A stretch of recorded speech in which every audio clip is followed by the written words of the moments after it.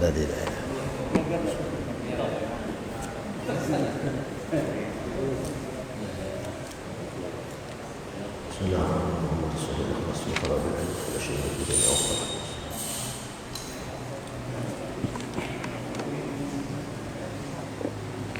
Assalamualaikum warahmatullahi ta'ala wabarakatuh. Alhamdulillahi rabbil alamin.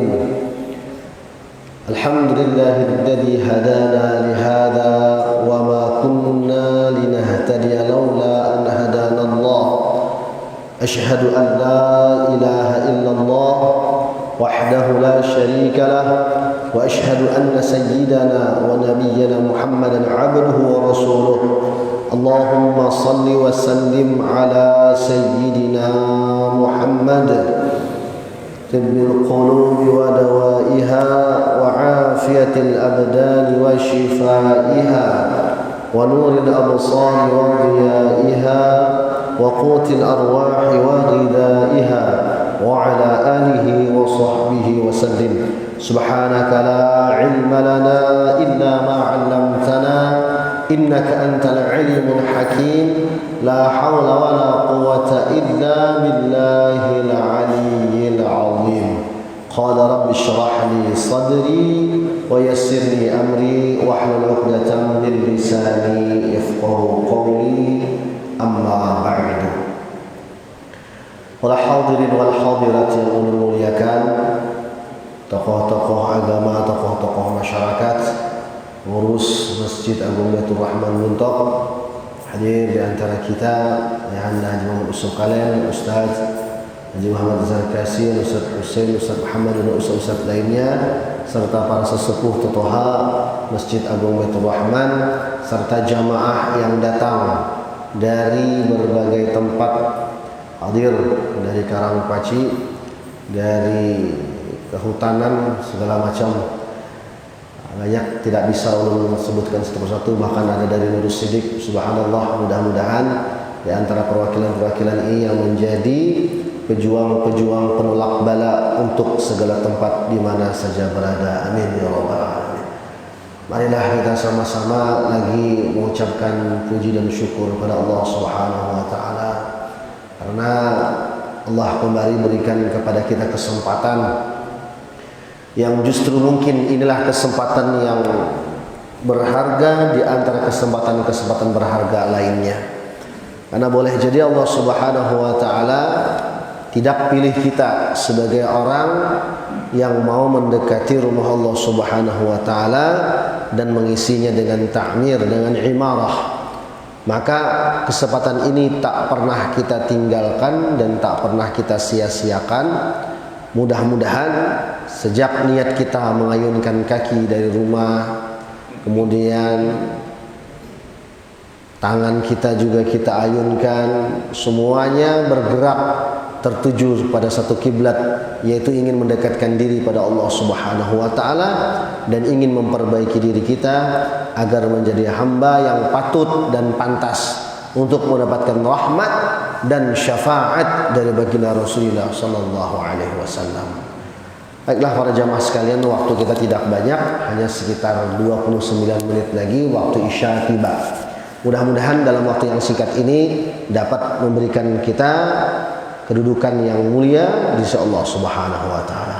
Qala al-musannif rahimahullah wa nafa'ana bihi wa bi 'ulumi fid dharain ila an qala, berkata musannif rahimahullah taala, mudah-mudahan manfaat ilmu beliau dunia dan akhirat, sampai pada perkataan beliau al-hathu ala taqlilil kalam, perintah untuk mengurangi berbicara. Masih dalam sub-sub bagian daripada afatul lisan, bahaya lisan. Hari ini subjudulnya adalah perintah untuk mengurangi berbicara. Rasulullah sallallahu alaihi wasallam bersabda, min husni islamil mar'i tarkuhu ma la ya'ni.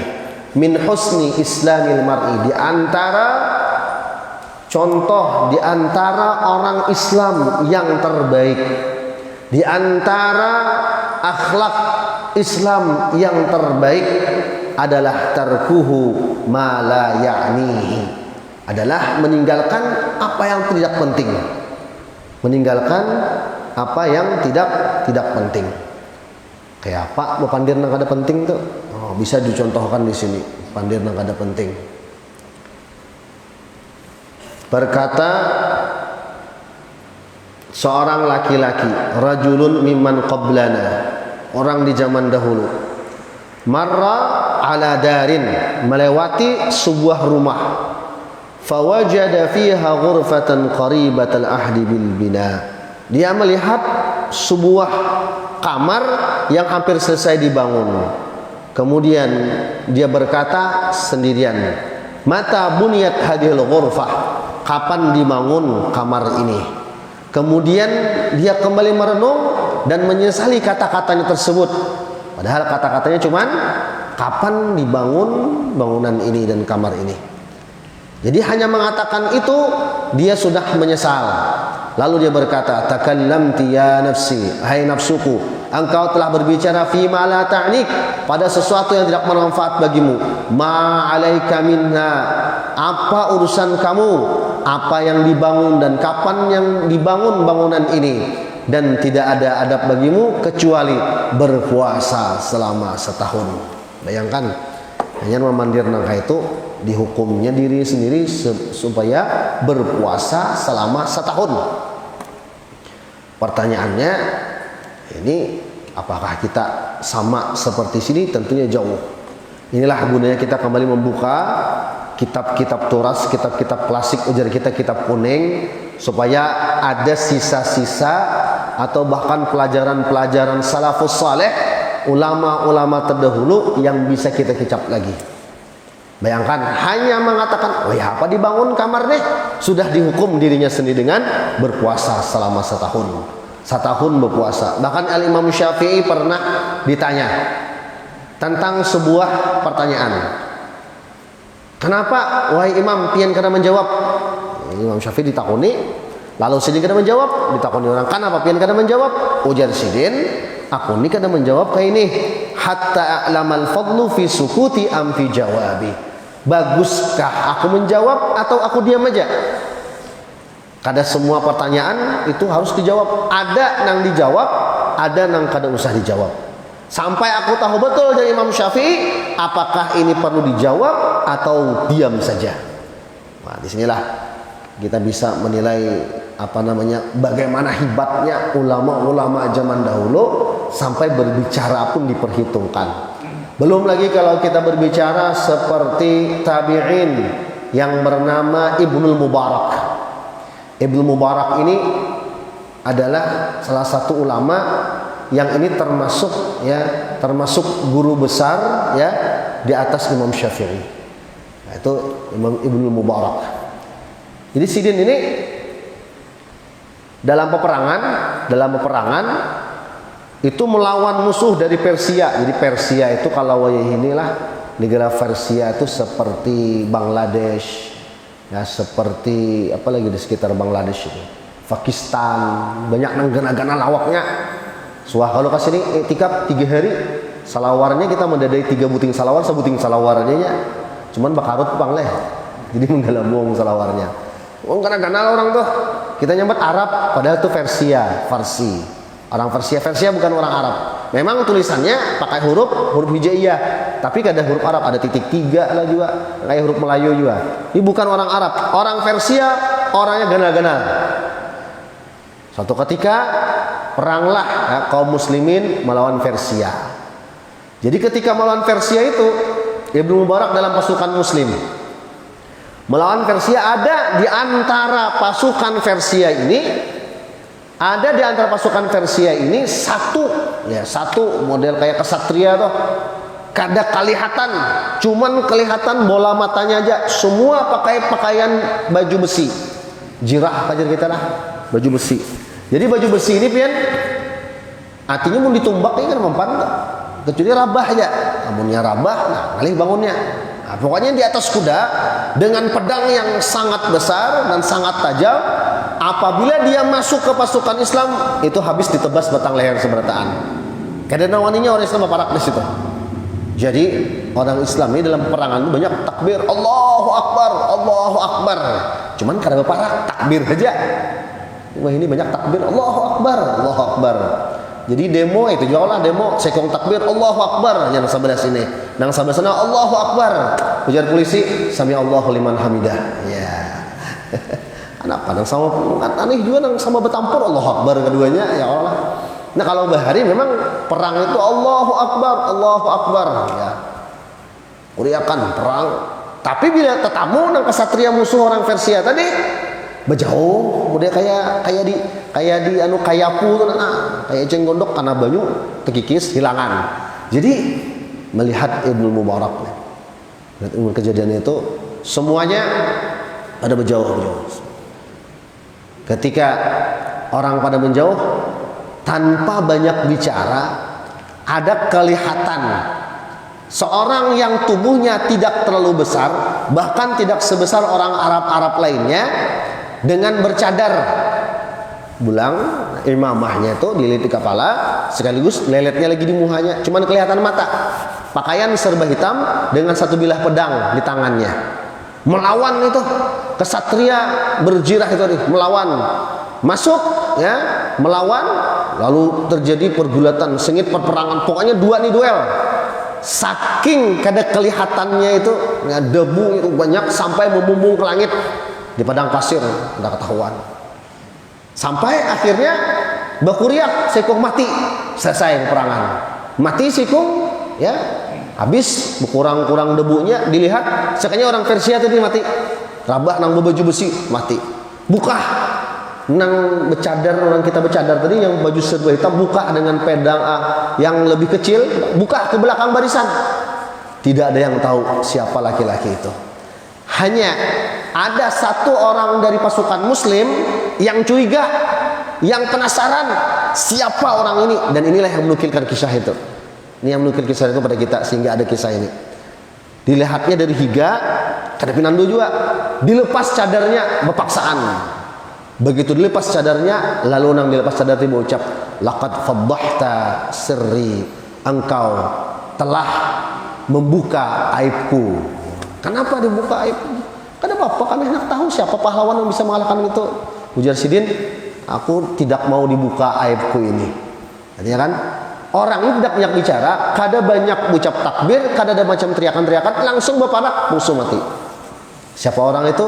Ya itu tadi orangnya Muhammad Ibnul Mubarak. Nah, ini seorang ulama besar, ikut perang, berperang, kemudian apa? Mengalahkan musuh yang sangat besar. Dan tidak mau diketahui kalau kita nang kayak mencetak bola tuh, nah mencetak gol tuh, nah baik main futsal atau main bola, wah angkat selebrasi ya Allah, mencetak gawang tuh, nah selebrasi dulu, wah mencetak. Ini musuh mati, kada ada selebrasinya, buka ke belakang, kada ketahuan, jika kada dibuka sekung yang penasaran, kada ketahuan. Ini seorang ya tabiin yang bernama Abdullah bin Mubarak. Beliau tidak banyak bicara. Nah, para ulama ini kalau berbicara, mereka pasti memperhitungkan sebagaimana kita katakan kemarin, idza kana al-kalamu min dhahab, idza kana al-kalamu min fiddah, fasukut min dhahab. Apabila berbicara itu daripada perak, bobotnya bukan beratnya timbang, tapi bobotnya seperti perak, maka diam itu adalah emas. Jadi nilainya sangat besar. Apa itu perkataan yang berguna atau tidak berguna atau yang tidak ada artinya? Maka hitungannya apabila perkataan yang bermanfaat itu adalah yang kalau kita bicarakan mampu ya menunaikan hajat dunia dan hajat akhirat. Kada banyak pandir. Jadi ada dalam kitab bicara namanya faslul kalam. Faslul kalam itu berbicara dengan singkat padat tapi dapat. Ada lawannya al-itnab. Itnab itu panjang lebar, rinci detail. Ada al-fasal. Fasal ini jelas. Jadi kalau berpandir itu tinggal disebutkan saja seperti itu, selesai. Dalam Al-Quran itu kan banyak al-faslu wal bayan. Jadi mana yang singkat, mana yang sangat dijelaskan. Wal 'adiyati dhabaha, gitu aja. Soalnya kisahnya ada dahulu kuda perang yang berlari kencang, kini keadaan kudanya, kayak saya tafsirnya. Padahal kita nyambat wal 'adiyati dhabaha, ringkas bacaan Al-Qur'an. Kisah kuda perang yang berlari kencang, ya kalau itulah tentang singkat. Ini pernah dikisahkan, ya, ada Iyas Al-Muzani juga seorang tabi'in. Iyas Al-Muzani ini seorang qadhi. Qadhi itu jadi kita hakim lah. Jadi beliau ini selama puluhan tahun kalau menghakimi, kalau sidang selalu dapat memutuskan mana yang terbaik, mana yang benar, dapat memutuskan. Pokoknya ngaran qadhi ini pokoknya kada tapi wani orang memandirnya, karena qadhi bila orang itu salah gugup bepandir lawan sidin, dan sidin tahu siapa nang bujur dan kada dari berbicara. Harap bepandir kisahnya kan qadhi puluhan tahun. Suatu ketika beliau menangani sebuah kasus, ya, jadi didatangkanlah seorang saksi yang menguatkan orang yang dibelanya ini. Kita tahu nih siapa nama, kada banyak panjang jawabannya. Pulang sudah ditakoni kenapa membela kawan ini kan, kenapa dibela ini itu? Karena aku kenal. Seberapa jauh kamu kenal? Ya saya kenal beberapa tahun ini. Ujar Iyas Al-Muzani, kayak ini aku hendak jawaban lebih detail yang menguatkan kamu, ya, bahwa kamu benar-benar kenal dengan orang ini dan orang ini betul di mata kamu. Beranai? Apakah kamu tahu berapa rumahnya, berapa anaknya, berapa istrinya, berapa jendela rumahnya? Ditakuni sidin oleh Iyas Al-Muzani seorang qadhi. Jadi jawabnya kada menyambat berapa bininya, berapa anaknya. Dijawab dengan pertanyaan. Pian berapa tahun begawi di sini sebagai qadhi? Wah, di sini aku puluhan tahun sudah. Pertanyaan ulun gasan pian, berapa jumlah tiang bangunan di mahkamah nih? Jar Iyas Al-Muzani, wah ini harap orang ini bepander, jarang bepander, begitu bepander kada kawa dilawan lagi. Itu ringkas tuh. Mana aku nih ikam tahulah anaknya, berapa bininya, berapa jumlah rumahnya. Sebutin ya pertanyaannya. Yan berapa tahun begawi? Puluhan tahun. Berapa jumlah tiang di mahkamahnya? Kada tahu. Nah, ini pertanyaannya adalah sampian aja puluhan tahun begawi di sini kada tahu jumlah tiang. Apalagi aku nang hanya 3 tahun ini kenal orang ini, beberapa tahun ini kenal orang ini, kada tahu jumlah rumahnya. Tapi aku tahu betul kalau ini orang baik. Nah, ini cara berbicara yang ringkas. Ya, kadang-kadang kita ini belum bisa berbicara yang seringkas itu. Nah, inilah hebatnya orang dulu berbicara ringkas dan bahkan tidak mau berbicara yang sia-sia. Abu Bakar As-Siddiq, ya, Amirul Mukminin, sahabat terdekat Rasulullah SAW, beliau kalaunya bepander, kalau sidin bepander itu berpikir-pikir, bahkan sidin mengurangi bepander. Kayak apa caranya? Yumsiku fi famihi hajaran. Jadi dimuntung sidin dibuati batu, amun kita dibuati gula batu. Ya, kalau sini buati batu, ya, buati batu, sebab apa? Mau dibuati batu itu kan mau pander, batu itu buntung, ya kan? Mau pander, kalau takut, ya kalau lah, jadi kada dibuati sudah. Supaya apa? Supaya mengurangi berbicara, supaya kada banyak bepander. Nah, sampai kayak itunya, adalah menahan supaya kada bepander. Bahkan Luqmanul Hakim ini pernah berkata, alla ta'kula illa 'indal faqah wa la tanama illa 'indal ghalabah wa la tatakallama illa 'indad darurah. Jangan makan kecuali kalau sudah lapar. Jangan tidur kecuali sudah ngantuk. Al-ghalabah itu karena menahan lagi ngantuk. Wa la tatakallam illa 'indad darurah. Dan jangan berbicara kecuali dalam keadaan darurat. Sampai lagi ada nih di antara ulama salafus saleh dahulu, ya, tidak mau berbicara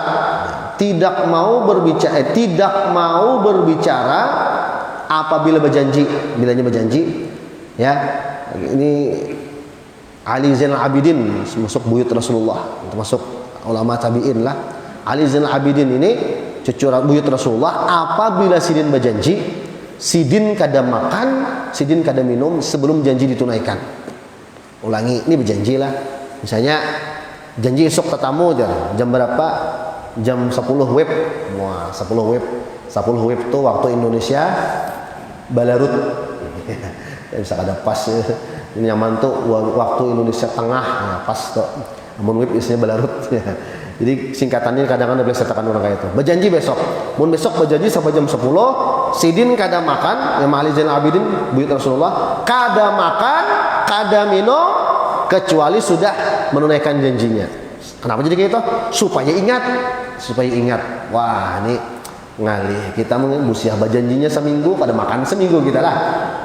Ini memang contoh-contoh yang kita baca ini contoh adab-adab mulia bagaimana para tabi'in, ulama salafus saleh dahulu ya, bagaimana mengamalkan agama dengan sebenar-benarnya, dengan seserius mungkin. Makanya nama kitab kita Al-Fawaid Al-Mukhtarah ya, kebaikan-kebaikan yang dipilih atau pilihan-pilihan terbaik ya, manfaat-manfaat terbaik yang dipilih. Wa min ma'asil lisan, dan di antara maksiat lisan termasuk judul utama tadi bahaya lisan, al-halfu fil wa'din al-khulfu fil wa'di li muslimin minal muslimina, adalah di antara maksiat lidah kita adalah menyalahi janji atau jar kita ingkar janji terhadap seorang muslim daripada muslim lainnya. Mengingkari janji artinya kada tepat waktu, termasuk maksiat lisan. Cuman nih ada pang sedikit mubarir, jadi kada kawa juga diambil sepenuhnya. Ada kecil mubarir itu yang membenarkan boleh kita kada tepat janji.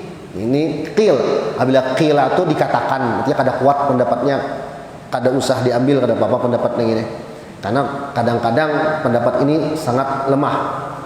Boleh mengingkari janji apabila waktu berjanji itu memang berniat kada menunaikan. Kayak apa toh? La mutlaqan idza wa'ada wa huwa yudminu ayyan wa fi qalbil khulfu. Di hatinya berniat sudah kada hendak menunaikan. Nah, cuman sekira nih basa-basi segala macam kan kayak itu. Basa-basi insyaallah kita tuh akan janjilah insyaallah. Nah insyaallah-nya tuh harus didefinisikan. Insyaallah mana? Insyaallah halabiu, insyaallah muntai, insyaallah negara, insyaallah Arab kah? Nah ini perlu didefinisikan dahulu insyaallah-nya kayak apa. Memang insyaallah-nya sudah lama, insyaallah hai, nah ada hai-nya. Nah itu lama sudah leh. Maka itu ada niat kada mengabulkan. Ini diantara ada mubarir yang membenarkan bahwa boleh amunnya memang kada niat. Cuman kalau dipakai seberatan kan habis seberatan gitu niatnya kada nang tepat janjinya lagi berataan kan. Nah, jadi makanya judul ini hanya sebagai sedikit ada tambahan wawasan tentang itu. Wala yajibul wafa'u bil wa'di 'inda jumhur bal yustahab. Dan juga ada pendapat lagi bahwasanya tidak wajib menunaikan janji, tapi dianjurkan dengan pahala yang besar. Nah ini artinya silahkan, nah, mau pilih yang mana. Cuman kalau memang yang terbaik adalah orang yang paling menepati janji, karena nanti termasuk pada 3 kategori orang yang munafik kalau kada menepati janji. Ini hanya sedikit mubarir saja. Beda halnya lagi dengan memuji orang, orang memuji. Zaman sekarang ini kada kawa diambil patokan kalau orang memuji, itulah kada kawa diambil patokan sepenuhnya. Kalau pujian orang ini kada kawa diambil sepenuhnya pujian itu.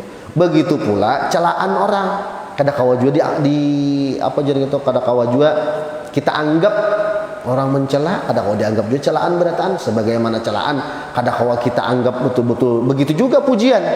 Zaman sekarang ini disebutkan la ibrata bi madhi ahli hadzal zaman wala bidammihim. Tidak bisa kita ambil patokan orang memuji kada kawa dipatok juga. Kenapa? Kadang-kadang orang memuji itu memuji bukan pada tempatnya, kada sesuai. pujiannya kada sesuai. Begitu pula kadang-kadang celaannya kada sesuai.